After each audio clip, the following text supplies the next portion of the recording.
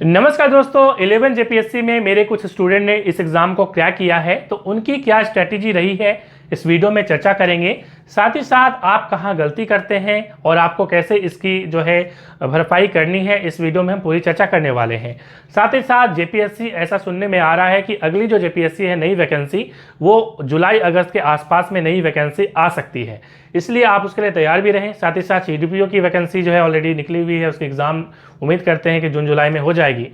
CGL है, कोई भी आप एग्ज़ाम की तैयारी कर रहे हैं तो माइंडसेट लगभग एक होता है। तैयारी की स्ट्रैटेजी अलग हो सकती है बट माइंडसेट सेम होता है, तो हम उसी पर चर्चा करने वाले हैं। चलिए, सबसे पहले देखिए, मुझे मैसेजेस प्राप्त हुए। एक खुशी का क्षण होता है जब आपका जो स्टूडेंट होता है वो एग्ज़ाम को क्रैक करता है। ठीक है, यदि हम बात करें कट ऑफ मार्क्स के 256, ठीक है, उसके बाद यहाँ पे 270, इसके जो है आसपास यहाँ पे बच्चों के मार्क्स आए हैं जो मेरे यहाँ पे सिलेक्ट हुए हैं। ठीक है, तो ये तो खैर कट ऑफ की बात हो गई। देखिए, यहाँ पे मैंने नाम को हाइड किया हुआ है। ये मैसेज मुझे एनालाइज फॉर ये जो ऐप है जहाँ पे बच्चे ने कोर्स लिया हुआ है। ठीक है, मैं कोर्स का प्रचार नहीं कर रहा हूँ यहाँ पे आपको मैं माइंडसेट बताने वाला हूँ। ठीक है, इस पर आप थोड़ा सा ध्यान दीजिएगा। तो मैंने उनका नाम जो है हाइड किया हुआ है, क्योंकि मुझे लगता है कि आर्टिकल 21 जो कि एक फंडामेंटल राइट है, right to life and liberty, जीवन एवं स्वतंत्रता का अधिकार, एक प्रमुख अधिकार है। और मेनका गांधी के केस में माननीय सुप्रीम कोर्ट ने राइट टू प्राइवेसी जो है, जिसे हम कहते हैं निजता का अधिकार, राइट टू प्राइवेसी, इसको जो है आपको मालूम है कि निजता का अधिकार सुप्रीम कोर्ट ने मेनका गांधी के केस में ये आर्टिकल 21 के अंतर्गत रखा है। इसलिए मैंने अभी फिलहाल जो है निजता के ख्याल से मैंने उसका नाम, उनका जो नाम है वो हाइड किया हुआ है। खैर, उन्होंने मुझे ऐसा कुछ करने को कहा नहीं है। चलिए, यहाँ पे देखिए, उनकी बहुत सारे मैसेजेस मुझे एनालाइज ऐप में प्राप्त होते थे और उनकी मैसेज से मुझे एक चीज़ तो पता लगता था कि ये काफ़ी सीरियस कैंडिडेट है। ठीक है, तो इनकी सबसे पहले ये खासियत रही कि ये काफ़ी सीरियस थी एग्ज़ाम में, और उन्होंने जो है मैसेज किया, देखिए यहाँ पे कि thank you sir, just because of your, मैं आपको थोड़ा सा इसको जूम करके दिखाना चाहूँगा ताकि आपको चीज़ें दिखाई पड़े।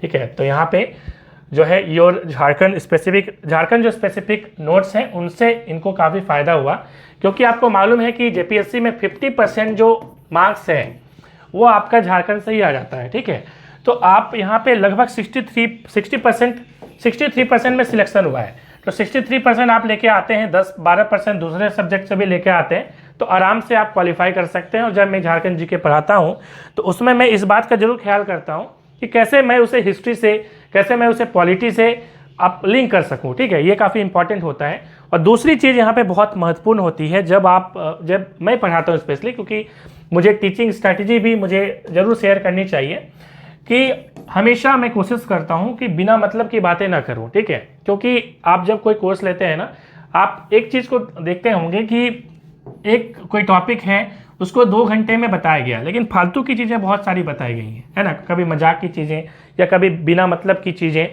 ये बताई जाती है, या कोई चीज़ें ऑर्डर में नहीं बताई जाती है, तो बच्चे को क्या होता है, दिक्कत आती है ना। तो मेरी आदत है कि 0 लेवल से स्टार्ट करूं और उसको अच्छे लेवल पे पहुंचाऊं, और कम शब्दों में। मेरी वीडियोस कभी आपको 1 घंटे की मिलेगी, कभी आपको 30 मिनट्स की मिलेंगी। तो ये एक इंपॉर्टेंट चीज़ होती है कि स्मार्ट स्टडी के साथ साथ स्मार्ट टीचिंग बहुत ज़रूरी होती है। ठीक है, तो स्मार्ट टीचिंग यदि है तो काफ़ी महत्वपूर्ण होती है। हालांकि मैं ज़रूर बोलना चाहूँगा कि जब एक बच्चा एग्ज़ाम निकालता है तो उसमें उस बच्चे की हार्ड वर्क बहुत ज़्यादा इंपॉर्टेंट होती है, टीचिंग की रोल बहुत कम होती है।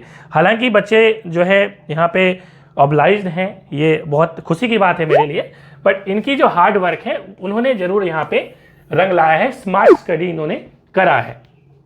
इसके बाद यदि हम बात करें तो करेक्शंस काफ़ी ज़रूरी होती है।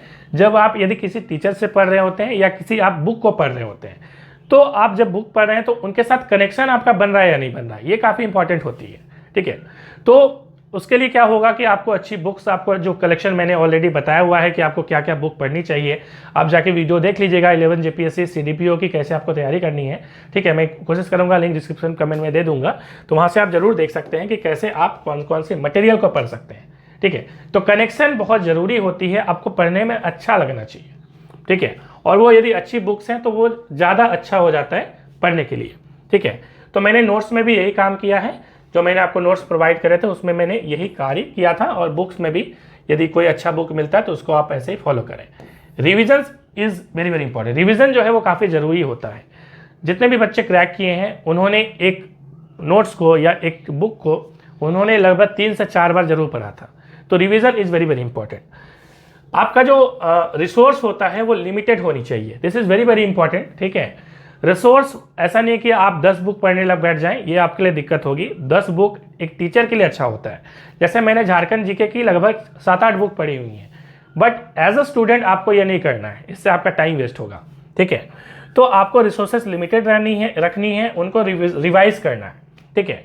ये छोटी छोटी बातें हैं जो आपको एग्जाम में क्रैक जो है वो क्रैक की ओर ले जाएगी। कोई भी डाउट होगा कमेंट में पूछिएगा। मिलते हैं नेक्स्ट वीडियो में। Thank you for watching.